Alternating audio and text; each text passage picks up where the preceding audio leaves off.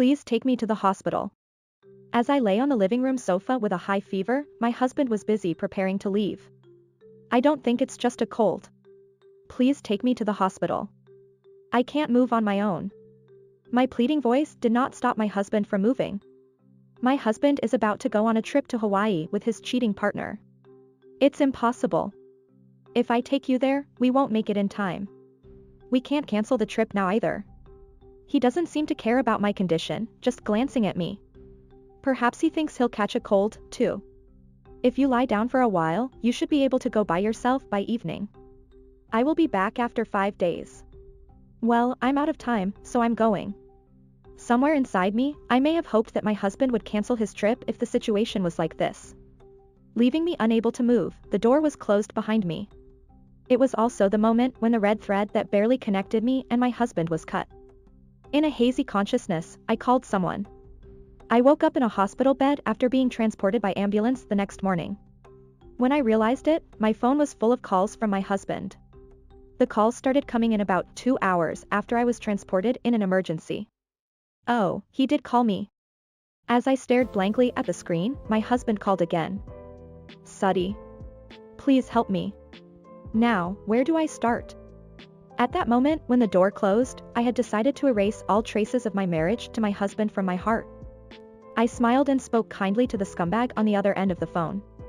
I am Suddy. I'm 29 years old. We've been married for 5 years, but we still don't have any children.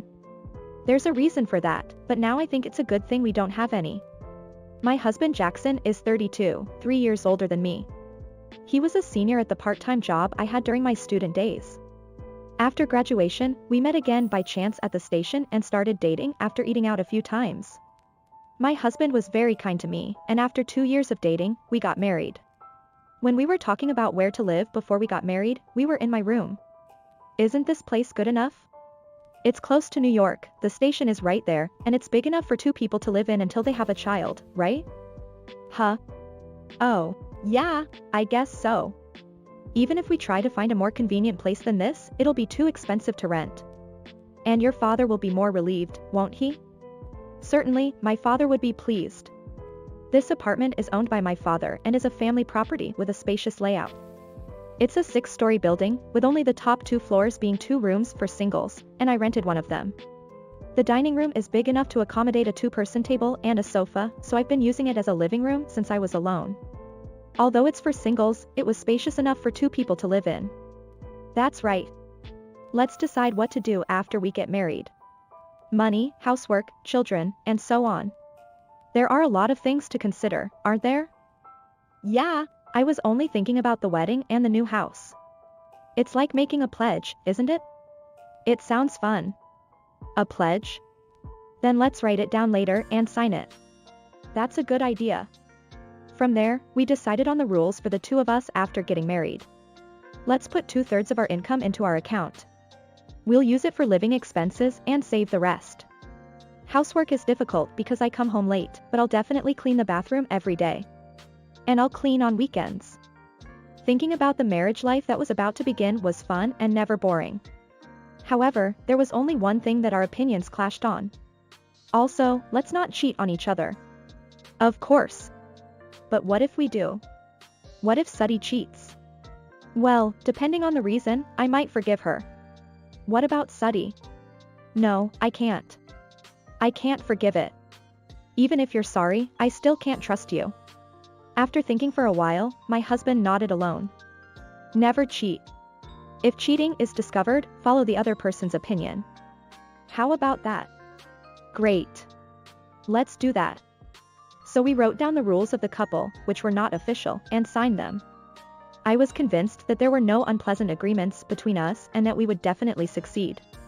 No, if nothing had changed at this time, we might still be living happily now. Life may be fun because you never know what will happen next. The situation changed 2 years ago when we talked about wanting children soon. My husband's company went bankrupt and he lost his job. His salary was decent, so he was looking for a job with similar conditions.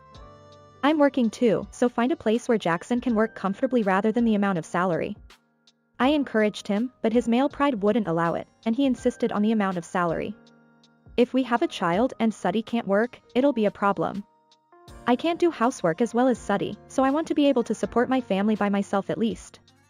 I was honestly moved by my husband's words. I think there was really love at that time. However, even after the unemployment benefits ended, my husband could not find a job. He managed to get some interviews, but he didn't get any job offers. About a year after he became unemployed, my husband consulted me. I decided to work part-time at a bar at night. I don't want to compromise on my job, but it's also a burden on Suddy if I don't have any income.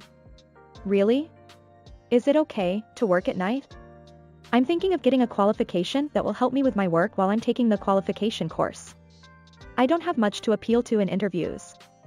Certainly, my husband had been doing route sales at his previous company, so he might not have had much to sell himself. But I'm going to take the course while I'm working part-time at the bar, so is $500 okay for the money I can put in the house during that time? Yeah, it's fine. I'll support you, so do your best. Thank you. I'll get my qualifications quickly and find a stable job. We talked about supporting each other as a couple and overcoming this trial. I had also talked to my parents, so my father secretly helped me. You don't need to pay rent until Jackson finds a job. But keep it a secret from Jackson. He might have some pride. I believed that everything would work out somehow because of this. When my husband started working part-time at a bar, our lives became completely out of sync. When I left home, my husband was sleeping, and when I came back, he was already at work. The only time we could meet face-to-face was on weekday nights when my husband was off and on Sundays. There are a lot of young people at the bar, and I feel like I'm getting energy from them. I'm taking the course, so I feel like I'm back in school too. I remember when we worked together. Please work hard and find a job. At first, my husband seemed to enjoy talking about his part-time job and qualification exams, but gradually he stopped talking. Even on holidays, he played games, looked at his phone, or slept. Perhaps because we met less often, the days when he didn't do the designated housework increased. Even after half a year has passed, he hasn't said anything about getting a qualification or finding a job. Even I, who am usually patient, was starting to get irritated with my husband. Hey, how's your studying going? Are you looking for a job? You haven't said anything since then, and you haven't been doing anything around the house lately either.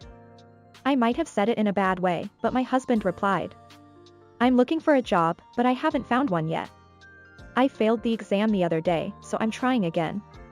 Why didn't you tell me that? You're so annoying. You should have figured it out when I stopped talking about it. I have pride too. I don't want to be thought of as incompetent or be told that I am. I couldn't say anything more because I knew how it felt when nothing went right. But I feel like there was a rift between us after that.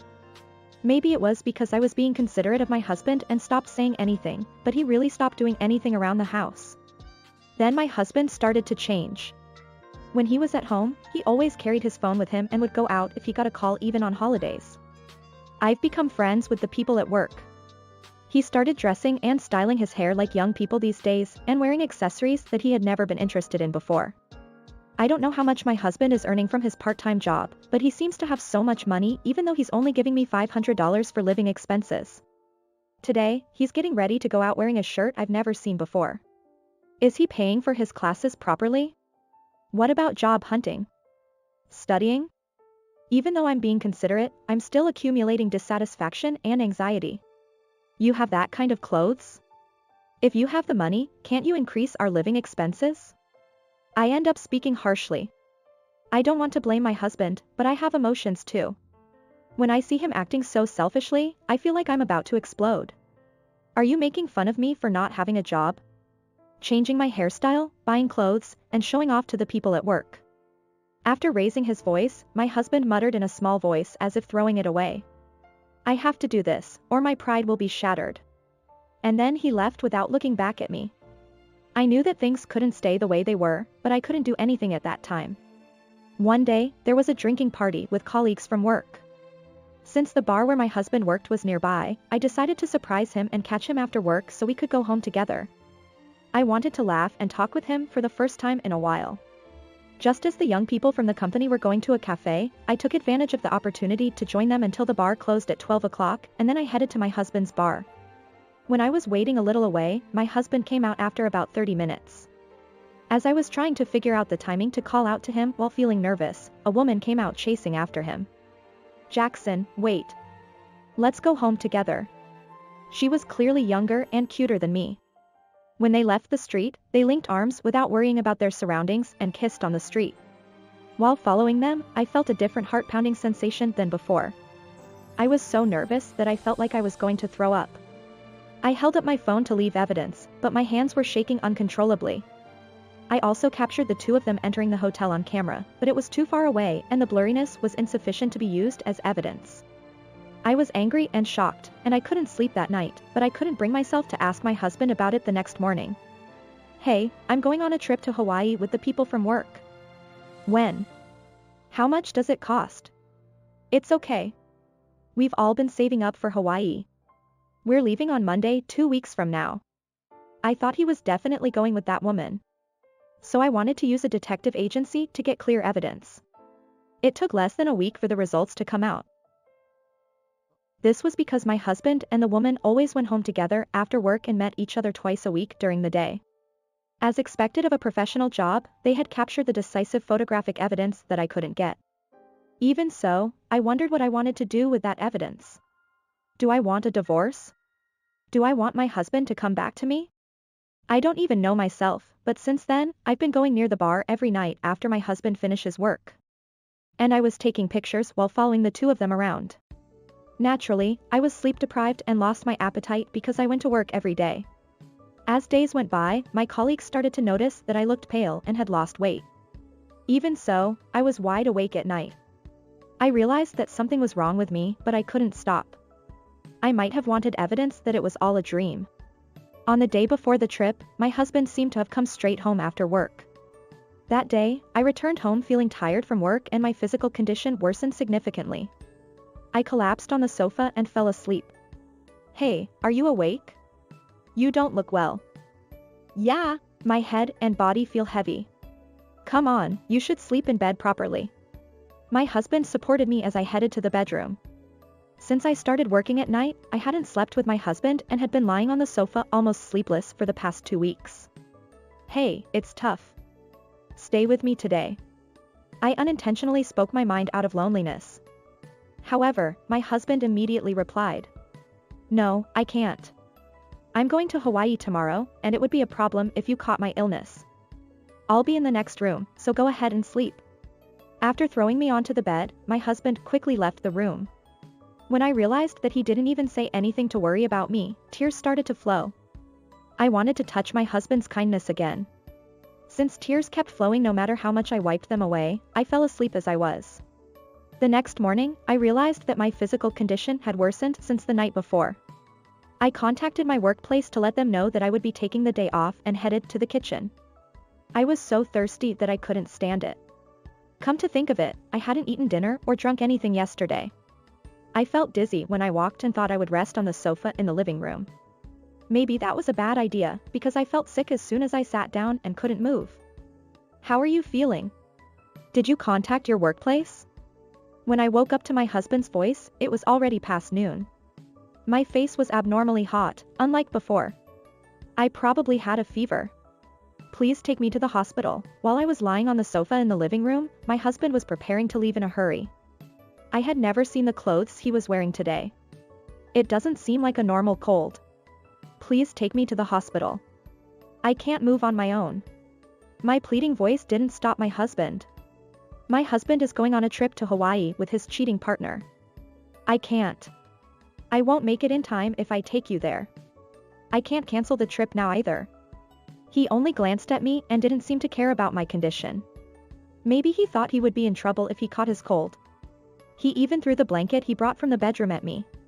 "If you lie down for a while, you'll be able to go by yourself by evening. I'll be back in 5 days." Well, I don't have time, so I'm going. If this situation had still been going on somewhere, I might have hoped that my husband would cancel his trip and stay with me. The door of the entrance was closed, leaving me unable to move. It was also the moment when the red thread that had barely connected me and my husband was cut. In a hazy consciousness, I called my father. The only person other than my husband who has the key to this room is the father of the manager. "Dad, help me." I said only that, and it seemed that I lost consciousness. I had no memory of my father coming to my house or being transported in an emergency. I woke up in a hospital bed the next morning. I slept well and felt refreshed thanks to the treatment. When I noticed, my mobile phone had received a large number of calls from my husband. The phone started ringing about 2 hours after I was transported in an emergency. Oh, did Dad contact him? I was staring at the screen vaguely when my husband called me again. Suddy, I'm glad. I heard from your father that you were taken by ambulance. Are you okay? When I received the call, I was already just before the flight and couldn't go back. Oh, I see. Did you get the flight back? No. I thought I'd wait until I knew how Suddy was doing. Please, if you're okay, now, help me. We all came to Hawaii together. Can you tell your father something nice for me? Otherwise, we can't enjoy it. In the end, my husband seems to have continued his trip with that woman even in this situation. Now, where should I start? At that moment, when the door closed, I decided to erase all traces of my marriage with my husband. I smiled and kindly spoke to the asshole who was panicking on the other end of the phone. Okay. I'll make sure to talk to my father. Enjoy your trip to Hawaii. I said that, and I could tell that my husband breathed a sigh of relief on the other end of the phone. During these 5 days when my husband was off guard, I felt a surge of energy from the bottom of my heart, thinking that I would finish everything. Due to extreme stress, lack of sleep and malnutrition, and dehydration due to lack of water, I needed to be hospitalized for 2 to 3 days. Considering that I had a high fever at that time, I think I really wanted my husband to cancel his trip to Hawaii. Thanks to that, I was completely disappointed with my husband and made up my mind to divorce him. I told my parents who accompanied me everything and told them that I had decided to divorce my husband. If you've decided, I'll do my best to help. Leave that to me because I know someone over there. My parents were furious at my husband's infidelity, but at this point, I was already excited about the idea of playing a prank on my husband. 5 days later, my husband called me while I was recuperating at my parents' house. Suddy, I just returned home, but I saw a ton of missed calls from my dad and mom on my phone. They're really angry. Did your dad say something to my dad? Please, Suddy, help me. Who is this? What? What are you talking about? Anyway, I'm in a hurry to get home, so can you tell your dad something for me? That's all he said before hanging up. I could tell that he was in a huge rush. Of course he was. He left his sick wife behind, was transported in an emergency, and ignored my father's call to come back immediately. If my parents contacted his father, he must have realized that something was wrong. I decided to wait for the next call in a relaxed manner. Hello, Suddy, what's going on? I can't get into the house. The key doesn't work. Who is this? You've been calling me Suddy, but who are you? What are you talking about? You're my wife, Suddy. Why can't I get into the house? Just open it quickly. I could tell that my husband was panicking, so I couldn't help but laugh. I'll say it again. Who is this? I divorced the cheating husband who left his sick wife behind and went on a trip. I canceled the lease on the apartment, too. What? Cheating? No, what do you mean by divorce? So, you gave me a signed divorce paper before we got married. You said that if you ever cheated, I could submit it without mercy. Remember? Oh. We had made a pledge before we got married. We disagreed on what would happen if one of us cheated. My husband had been worried about it ever since. So after we got married, he said, to prove my love, and brought me a signed divorce paper. That's how much we loved each other back then. So I decided to follow my opinion that I wrote in the pledge and have him follow it. That's a lie. We should have talked about this properly. And what do you mean by cheating? I told you I was going on a trip with the people from work. Yeah. You went on a 2-person trip with Genesis from work, right? Wait a minute, I'll be there soon. I headed to our former apartment with my father. My husband was sitting in front of the door with a large suitcase. Welcome home. Did you have fun on your trip to Hawaii with Genesis? Let's go inside for now. Welcome back. It looks like you had a lot of fun on your trip. My husband bowed his head slightly in response to my father's words and entered the room through the door I opened. As soon as he entered the room, he raised his voice again. Hey, what the hell? Everything's gone. What happened to my stuff? Over the past few days, I had asked my father to move my husband's belongings out. Since he had moved into my room originally, we had disposed of his furniture and appliances when we got married, but he had a lot of luggage because there was a bed. I canceled the lease on the apartment and decided to have my parents keep my belongings for the time being. I told your parents that I would send your belongings, but they refused to accept them. They said they didn't want to accept someone who would cheat. So your belongings are currently in the trunk room of a moving company. Be careful not to incur additional charges if you don't find a new place to move to soon. What? Wait a minute. Stop joking around. I shouldn't have left you when you were sick, but I didn't cheat. I just didn't come back because you looked fine. Why are you doing this on your own? I couldn't believe he was still getting angry at me even now. I took out a bundle of photos from my bag and threw them at my husband. They were from the private detective agency and a large number of blurry photos I had taken. A large number of photos of the two of them were scattered around my husband. Shut up, you bastard. The evidence is already out. Do you know how I felt when I took these photos? I couldn't sleep or eat, but I wanted to believe. You betrayed me. That's all. I was screaming with a trembling voice, overflowing with emotions that made my stomach boil. Looking at the scattered photos and my condition, my husband seemed to have become more defiant.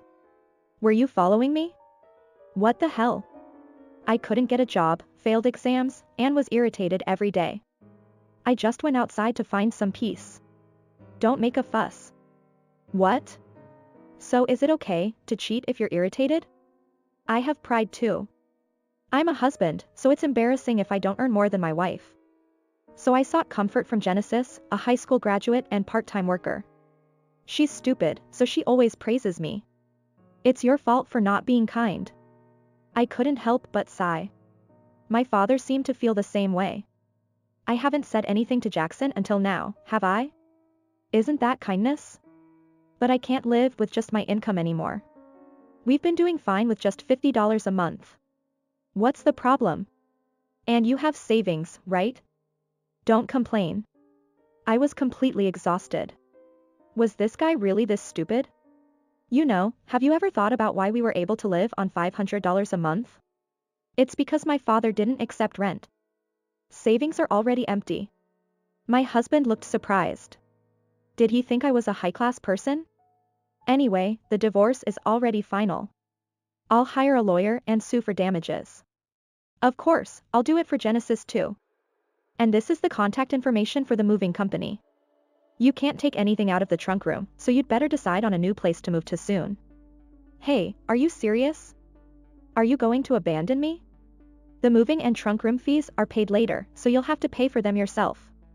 My husband finally seemed to understand his situation and began to panic. He must have thought that he could continue this life since he hadn't found a job for 2 years. According to the private detective agency, he wasn't taking any qualification courses anymore, his part-time job salary was better than he told me, and he had Genesis, who lived with her parents, come to our house during the day. That's why I gave him the bed. Suddy, I'm sorry. I've been relying on you all this time. I'll change my mind and find a job right away. So please, let's start over. I only love you. It doesn't resonate with my heart anymore even if he says that now. It's too suspicious and I can't help but laugh. Everything ended there when Jackson left the room with my high fever. Oh, no. How am I supposed to live from now on? Please, Suddy. Help me. My father picked up Jackson's suitcase and carried it outside the door. Suddy respected Jackson's pride the most, didn't she? You really got the wrong idea about what you should cherish. After my father pushed him towards the entrance, Jackson took a few steps forward and fell to his knees, crying. Only Jackson's cries echoed in the empty room. My father hugged Jackson's sides and dragged him outside, locking the door in silence. My father and I left the apartment, leaving Jackson crying in front of the room. I claimed compensation for damages and living expenses through a lawyer for my ex-husband. After the divorce, he was not allowed to return to his parents' house and seems to have moved to a cheap apartment. In the end, it seems that he incurred debt with moving expenses. It seems that my ex-husband finally found a job after this situation, but his salary is low and he cannot quit his job at the bar to repay the damages. I hope he will abandon his strange pride and work hard in the future. I received several emails asking for reconciliation, but my heart did not waver at all, so I blocked him with a refreshing feeling. Genesis, his affair partner, was a 24-year-old part-time worker. Of course, I also asked her for compensation. Since I sent a registered letter to her parents' house, it became known to her family and she was kicked out of the house. Now, they seem to be living together in my ex-husband's apartment, but the lives of the two debtors seem to be difficult. I have no relationship with them anymore, so I hope they can live a modest but happy life. Well, in the last email I received from my ex-husband after the divorce, he wrote that he was still fighting with Genesis, so it might be useless to wish for it. I plan to take it easy at my parents' house for a while and think about the future. If possible, I hope to meet a trustworthy partner next time and reassure my parents. What was bothering him? I wonder. Well, things don't always go well in life, but if he kept failing qualifications, I think he could have changed his perspective a little and tried to get another qualification without being stubborn. How was this story? Please subscribe to the channel. See you in the next video.